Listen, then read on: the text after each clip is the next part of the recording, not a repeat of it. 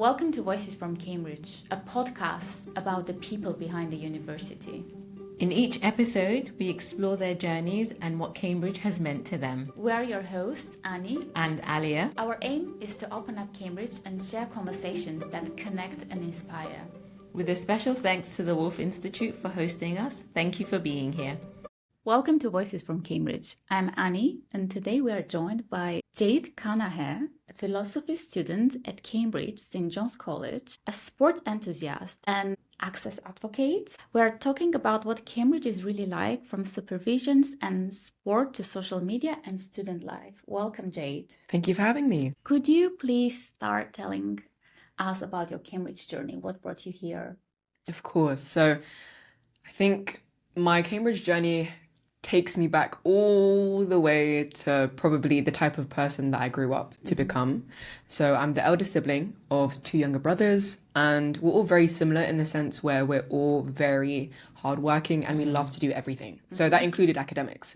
And from an early age, I really enjoyed being good at school. And so that translated into doing really well in my GCSEs and then going on to study maths, further maths, economics and religious studies for my A-levels, did really well. And from there, I guess I was like, okay, so coming into sixth form, I knew that with the grades that I had gotten with GCSEs and considering how much harder I'm going to work during sixth form, I really want to pursue further education. And it's interesting because before even coming into sixth form, yes, Cambridge and Oxford in general was on the table, but I was also interested in applying to degree apprenticeships. And so it was a very interesting journey because then it meant that, okay, cool, I have an understanding of my interest in philosophy coming into sixth form, which was a really good thing to have. But I also had a really big interest in entering the financial industry early on. And so fast forward to year 13, I actually was put in a very challenging but fortunate position where I chose to go to Cambridge to study philosophy over doing a finance degree apprenticeship at one of the big investment firms. And it was really pivotal because then I realized that there was so much more that I valued above academics. Like, sure, Cambridge might have been the more academic option, but I found that there was a lot more that I wanted to get out of the experience itself. And so I find myself here, not really regretting my decision, still being able to achieve everything that I had set my mind to coming into university, and also being able to still get a good foothold within the financial industry since being here. So it's really interesting because looking back, I was so scared when I made that decision. What helped you make that decision? So for me, when people ask me that question, anchor my answer to experience. I'd say that I've always been someone who wants to do the thing that I would regret not doing, or is the hardest thing to do again. So for me, it was a case where going to Cambridge at the ripe old age of 18 and knowing that after I'm inevitably going to be in corporate, because that's something that I already had my mind towards. That's something that I knew that I could go back to, but going to Cambridge at this particular time in my life was not something I wanted to forego. And as well as that, I had to be very honest with myself. In the moment, of course, I could have been like, oh, I don't think I'm going to be in a position where I am going to get this degree apprenticeship or this prestigious offer again. And I'm scared that me doing philosophy, because a lot of people were kind of telling me that my degree meant that I wasn't going to be able to get such offers again. Doing philosophy would inhibit my ability to achieve that. I think all of those conversations, in the end, when I was very honest with myself, those conversations didn't have as much weight as I thought they would. And like I mentioned in the beginning, experience pushed that decision to be honest with myself from the get-go. But then an understanding of the type of person I was, the opportunities I already had access to, the rooms I had access to, the people I knew, I would be naive to think that I wasn't in a good position at all. And what made you choose philosophy? So it's interesting because my first interaction with philosophy was actually in secondary school. I was in year 8 and there's a program called the Brilliant Club. So it's essentially where secondary school students engage in a few weeks of looking at this really interesting question. So for us, we were looking at, is there an external world? So a philosophical question.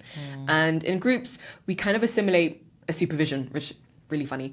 And then we come together at a summer school, we get an award. So that entire, I'm not too sure how long it was, but those few weeks was my first interaction with asking really difficult questions. Yeah. And from those interactions, I was like, wait, doing philosophy is actually a lot more than asking really basic, difficult questions. And it allowed me to just really force myself to think outside the box. And so I knew that from that moment onwards, I wanted to still ask these really interesting questions. And then from then, I think I realized that now doing philosophy, or at least studying philosophy, is not just an academic discipline, but it's also a style of thinking. Yeah. And as someone who always asks questions, I've kind of like to think of philosophy as the subject of subjects. Anytime I think about maths, economics, psychology, I am always drawn to fundamentally philosophical questions. And I thought that that allowed me to have a very rich and interesting degree, because I didn't want to do something that was so boring and clear cut. Yeah. I wanted something that had a little bit of flavor, something fun. What does a supervision in philosophy look like, and what is a Cambridge supervision?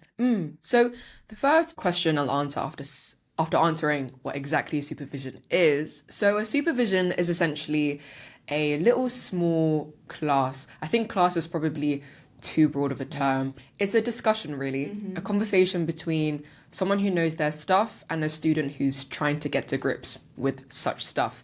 And in philosophy, it's really interesting because you mainly have one-to-one supervisions. Some other classes, they have 3 to 5 people, quite big supervisions. So the way that a supervision works, or at least the ultimate goal, is for you to engage with a question, and that's through the medium of an essay that you write beforehand, in philosophy at least. You talk about the essay, what you need to improve on, and any questions you might have. And I guess the aim for the supervisions is to just get a lot better at engaging with academic material and how to articulate those thoughts through an essay. And then we also have revision supervisions as well, just literally revising for the exam. But then in terms of specifically what a philosophy supervision looks like is during these one-to-one supervisions over your essay, you're kind of pushed to think more about why exactly you're defending a certain position, what may have you not considered, and also filling in any gaps. And so often for me, it's a case where my essays have so much going on, so there's a lot of refinement that happens during the supervision. But all in all, I think I've had a really good time with my supervisions, and I had daunting experiences in first year, but now I think because I have a lot more optionality with my papers this year, I get to actually engage in conversations that I care about. Does the supervision system give you more confidence in yourself and the way you're able to articulate your subject? Confidence in myself and my ability to articulate my thoughts. I'd say that in the beginning, I didn't feel that confident because any time I stepped into a supervision in first year, I came with the assumption that I was just bad. I came into the supervision thinking that this was not that great of an essay. Any feedback that they give me is feedback that I deserve because there's gaps in my knowledge and in my technique.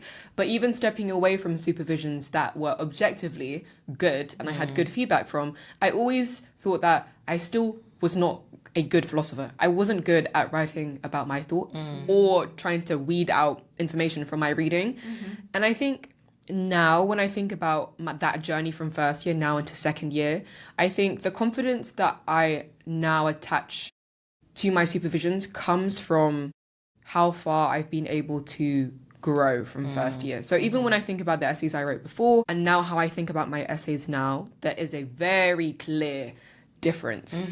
And even when I read my essays, I'm like, oh, you actually know your stuff. And even in the supervisions, when my supervisor tells me, oh, these are really good ideas, there's just too much of them. I don't step away focusing on, oh, there's too many ideas. I think of, oh, like I'm on the right track. Yeah. So I think that mentality shift definitely came as a result of getting more familiar with what the supervisions were supposed to do.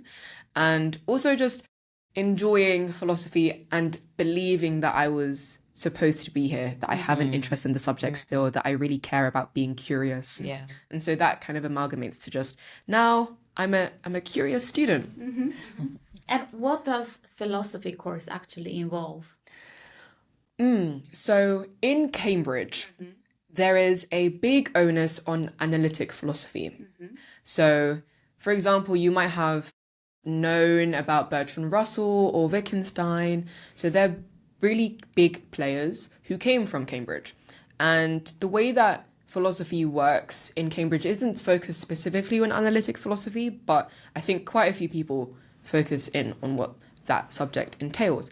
In terms of broader philosophical approaches in Cambridge, they make sure that you have a good exposure to classic thinkers. So you're thinking Plato, Aristotle, you're thinking Descartes, Kant. And that's different from other universities because we don't have that much of a focus on Western philosophy. So Nietzsche and really interesting stuff like Marcus Aurelius. And so, what's it called again? What's that very popular movement that people associate with Marcus Aurelius? This is going to annoy me. Anyways, not really, but there are certain questions that we're not really exposed to. But all that to say, sorry, because I feel like I was waffling there. All that to say is in Cambridge, there's a focus on tradition as well as the analytic. And in first year, I have 5 compulsory papers. So looking at metaphysics, ethics and political philosophy, meaning, which I found really fun. And then there's also set texts. So we're looking at Plato, Descartes, J.S. Mill. And then finally, we have formal methods. So we're looking at logic and set notation. So a little bit of maths and probability there. And then from second year and third year, you have a lot more optionality. So now, still 5 papers, but 2 compulsory. One is on knowledge, language, and the world. So again, metaphysics, epistemology. And then the general paper is also compulsory. But it's a really weird paper, which I'll get onto at the end. But the 3 papers that I chose were political philosophy, epistemology, and the metaphysics of science, and then aesthetics and philosophy of art. So really, really cool combination. General paper's really weird because they literally give you topics in the exam. So let's say a topic is on feminism, and then in the exam, you're given 3 hours to write the question that you have to answer, as well as the answer. So it's a really weird thing, because now I'm the examiner and the student at the same time. But that's a hurdle that we'll cross soon enough. But overall, I think there's a lot of breadth and depth that you can explore doing philosophy at Cambridge. But some people might not like the fact that in first year you don't really get that many options. Do you have access to non-Western philosophical thoughts? Yes. Yes, we do. Or at least there isn't any pushback on if you want to explore non-Western scholars. So for example, I'm doing political philosophy, and my next supervision, I'm going to be looking into property. And in that, I get to explore what it means to own something. And so that can be explored in very different avenues, whether that be in economics and markets, but also our bodies and how exactly we navigate prostitution or organ donation, for example. And so you can look into very different voices within those subtopics.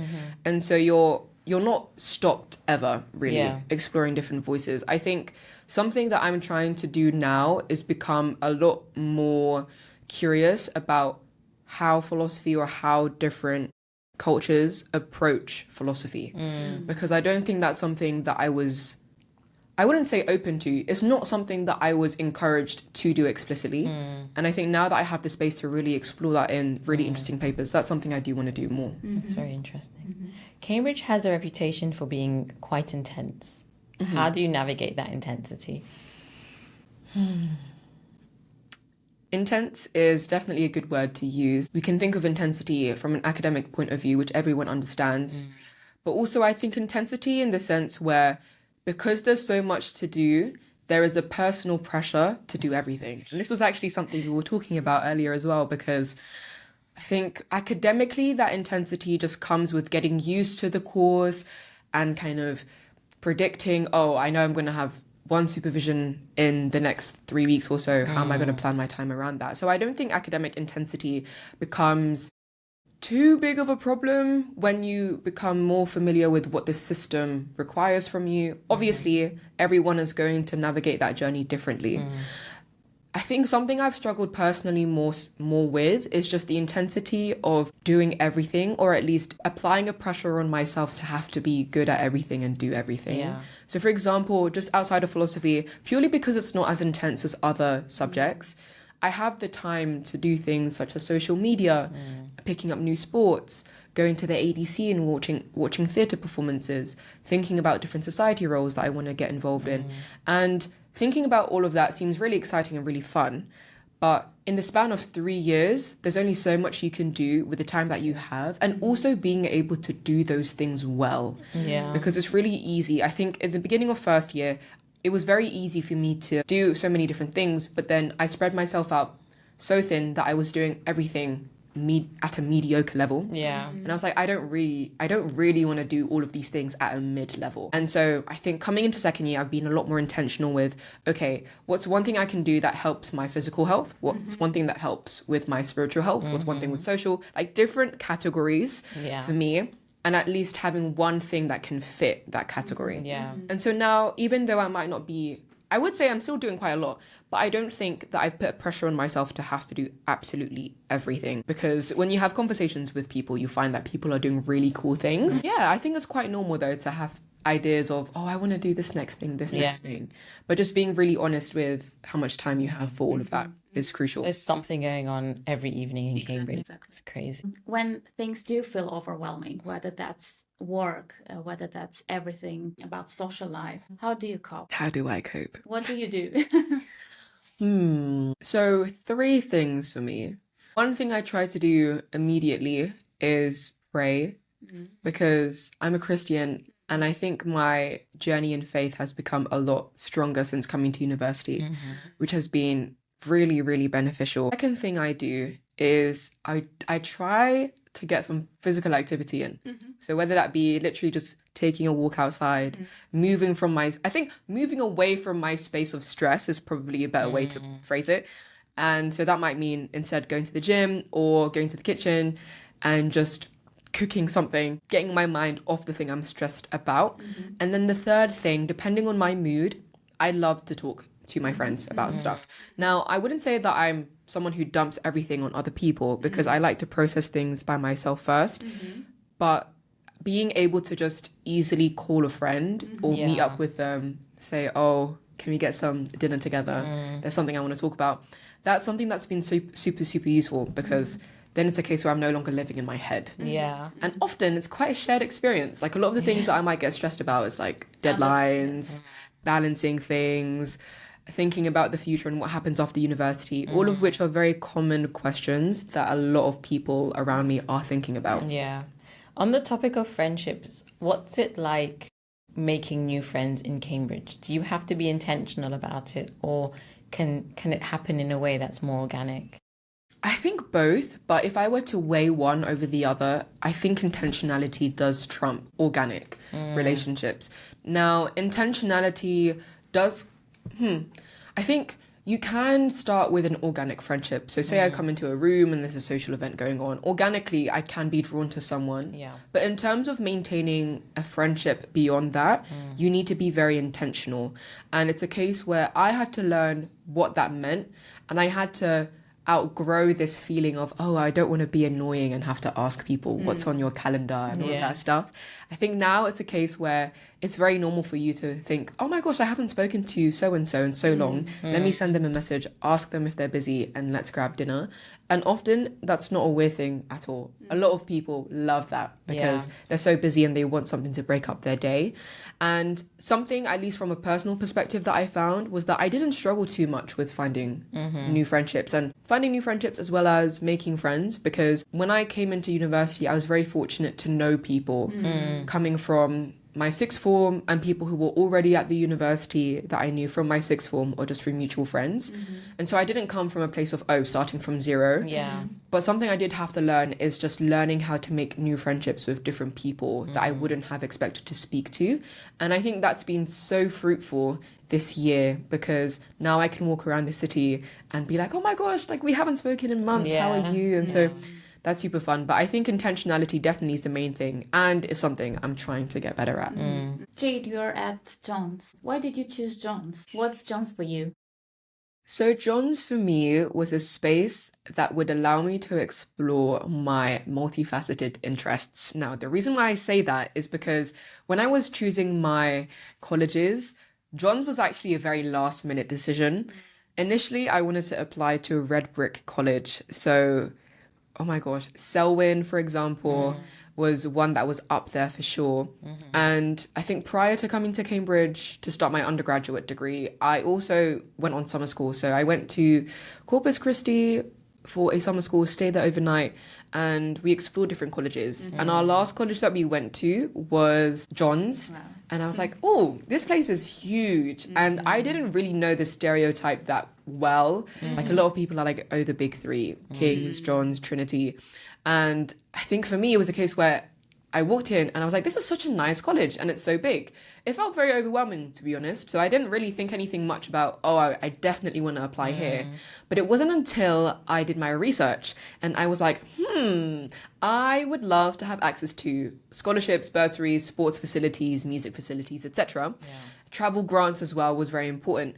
And I looked into John's, and the reason why I even stumbled across John's again was because I looked into their philosophy fellows and saw that they were doing stuff that I was interested in. So just by pure coincidence, from looking at the fellows and looking into the college a bit more, I found that they had so much financial support and facilities. And I was like, wait, let me apply to John's.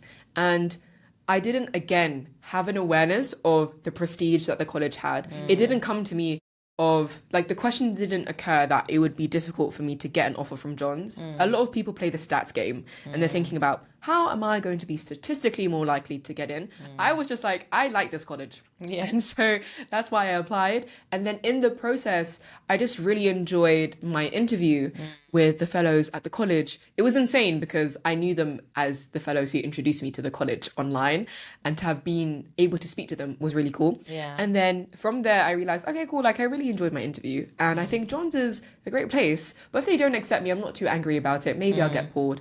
But since coming to John's, I've been able to make use of everything really that I was excited to use. Unfortunately, didn't get access to a scholarship, but there are travel grants and bursaries that I am kind of putting my eye on and keeping my eye on. But the facilities have been amazing. The location is so convenient because it's so central. But other than that, I think, John's was kind of an accident. And then it soon became an intentional, I want to be here. Nice. What do you think of the food? The food is so good. It's so good. Really the best in Cambridge. Yeah. Colleges. I really need to try more college food because I think my opinion wouldn't be substantiated if I said it was the best. But I'd say that John's brunch is probably objectively up there based on what I've asked people. Formal food is really good. The buttery food, so the buttery is basically our cafeteria.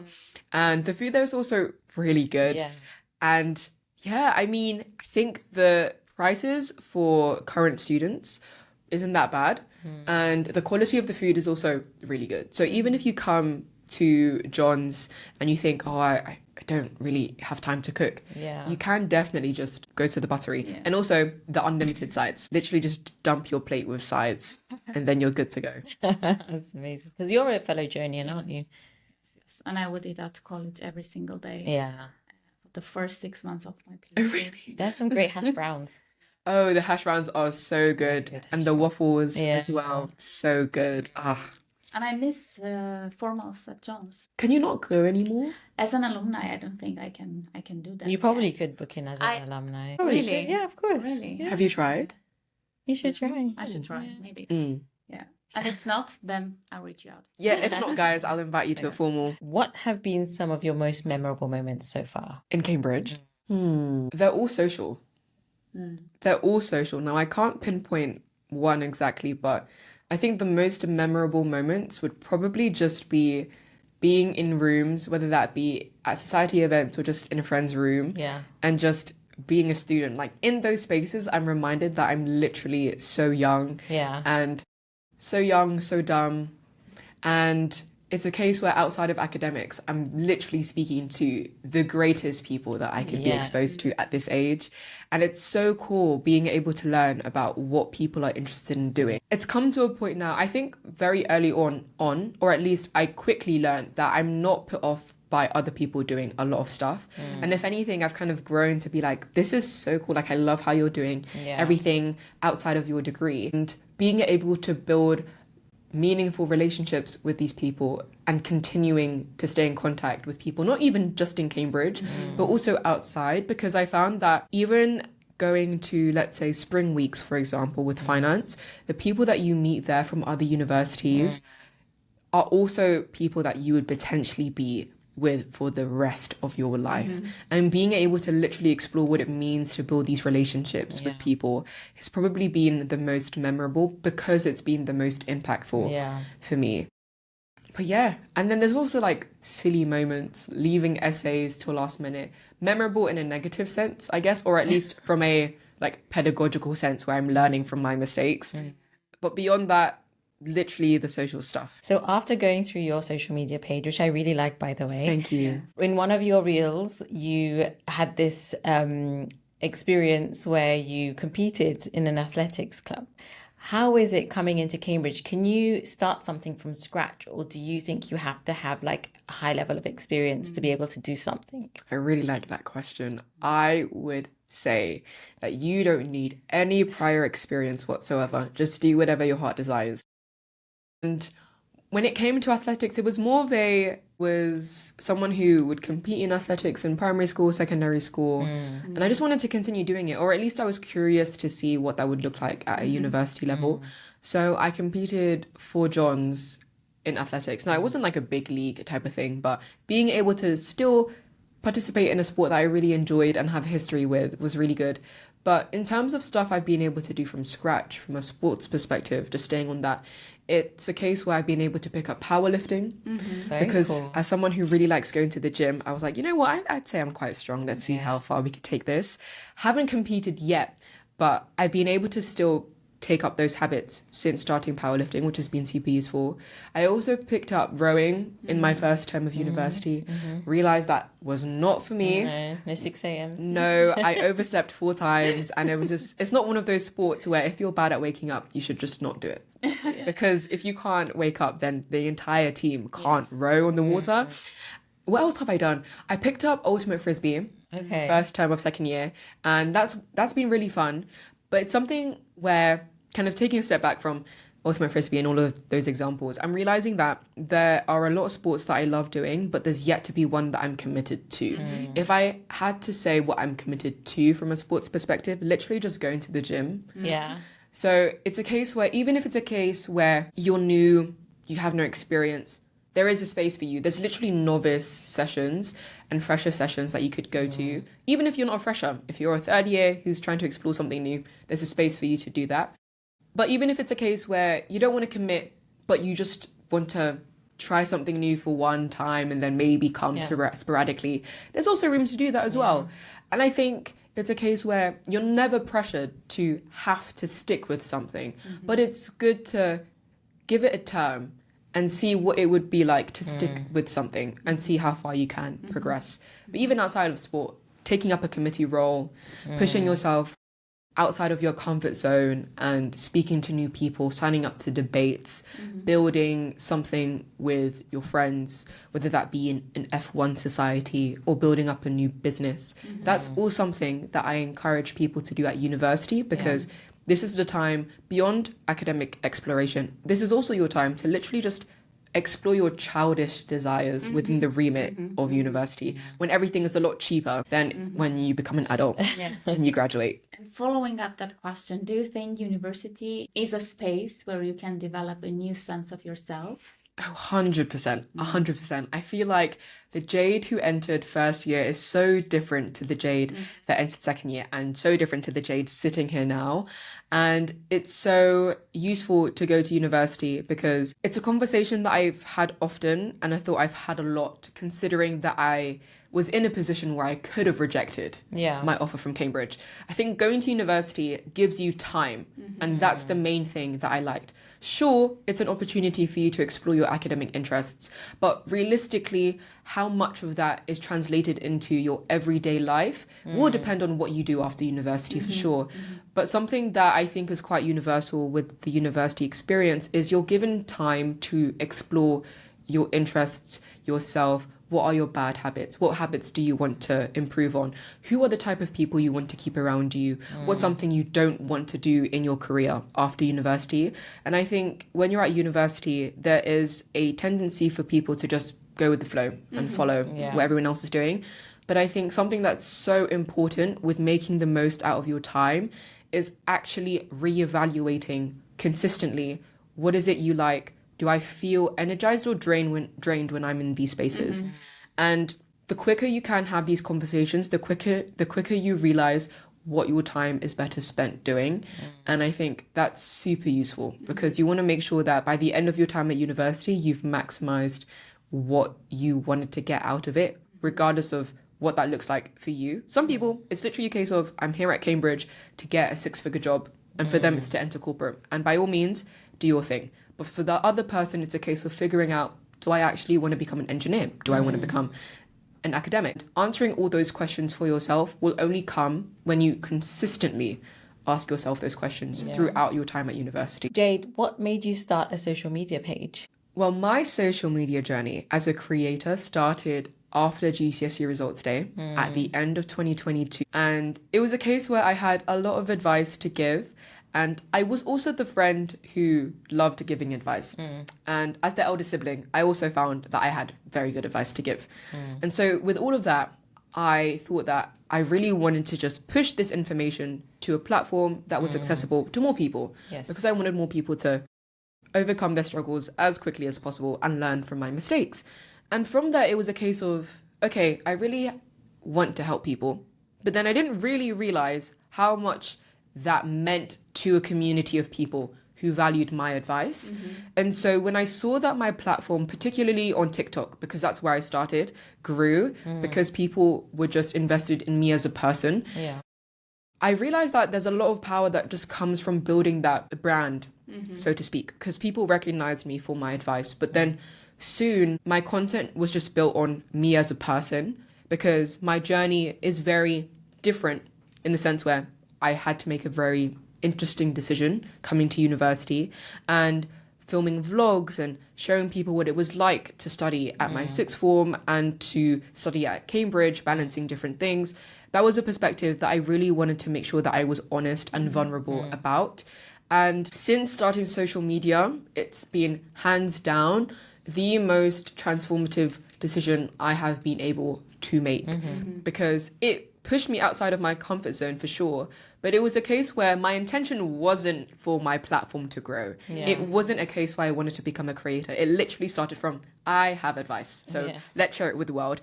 And since then, I've been able to meet so many incredible people that I used to watch and be invited in spaces that I didn't think I would have access to. And since then, it's been a case where now, because I'm in second year, now it counts towards my final grade. And now that I'm thinking about, okay, what are other things I want to do? Social media definitely still has an impactful role in my life. But now I'm facing questions of, okay, how can I change my approach to social media so that I can fit in other things that I want to prioritize? So though social media has been an incredibly fruitful endeavor, it's also been a case where now I'm trying to be very honest about other things I care about. And so I'm trying to make sure that I'm not putting a pressure on myself to please external audiences and focus more so on where I'm at in my journey right now.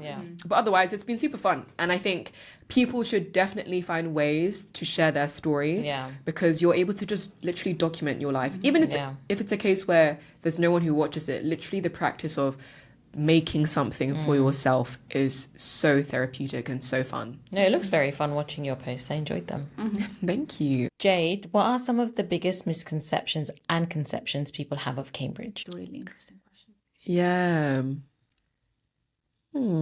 Biggest misconception. I think the biggest misconception is that you wouldn't find your people here. But to answer that question, it's also a case where you realize that Cambridge is so diverse in terms of interests, in terms of people, in terms of backgrounds. So you will be exposed to many different things. And I think people shouldn't be focused on just academic institution. Like, you have to realize that the type of people who come here are just so interesting in and of themselves. Like I'm part of the I'm part of the hip hop society. I go to their events, and it's just a space that I didn't think I would find in Cambridge. Also, if you don't find those spaces, create them. Now, in terms of conception, so what's something that people get right about Cambridge? It's a very small town. So coming from London and being used to a lot of things being accessible to me just from a geographical perspective, coming to Cambridge, it's difficult to have to travel to other universities and visit friends. And it's difficult to think of other activities that you can do in the town. But you will find ways to have fun. Like I know people who are still able to travel and also friends who are able to still make Cambridge fun. And I don't think that should really put you off because it's not too far away from London. So I don't think location is a big problem. It's not too far. It's true. Not too far. Yeah.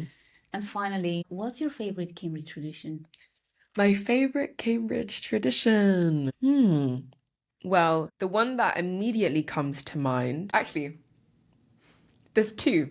So one that immediately comes to mind just because it's coming up is Halfway Hall. So to mark to basically commemorate you reaching halfway of your 3 years at Cambridge, at least for me it's 3 years, you have like a commemorative formal dinner, which is free, which is amazing. And you basically sit with everyone in your year and just celebrate the fact that you've reached that milestone. That's amazing. It's super fun. And then the second thing is during exam season, when you finish your exams, it's very normal for people to just shower you with champagne, throw flour at your face, or some people, though I don't really understand why they do this, they jump into the River Cam. Neither do I. And I'm like, I don't get why or how, what the appeal is. However, it's just a really fun experience again because you're seeing everyone stressed, just suddenly having fun. And I think that's super cool. Yeah. I agree. Thank you so amazing. much, Jade. Thank you for coming. We really appreciate your time. It's really fun. Really Thank fun. you.